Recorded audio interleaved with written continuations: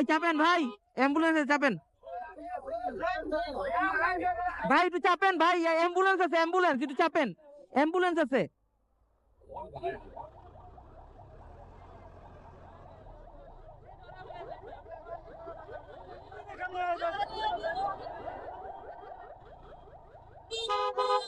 মানুষ মারা গেছে বা মানুষে মেরে ফেলা হয়েছে, এই জন্য রাস্তা আটকায়া তারা প্রতিবাদ করতেছে, অথচ অ্যাম্বুলেন্সটারে যাইতে দিতেছে না, মানে আরেকটা মানুষ মারার ফন্দি করতেছে। আসলে বাংলাদেশের মানুষগুলো এরকম, দেখে না যে অ্যাম্বুলেন্সটা এখন আসতে পারে নাই।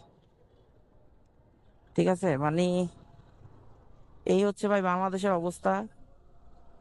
ঠিক আছে, মানুষ মানুষের স্বার্থ ছাড়া আর কিছু বুঝে না। মানুষ যেখানে যেখানে থাকে, যেখানে যখন থাকে, মানুষ তখন শুধু ওইখানের স্বার্থটাই দেখে।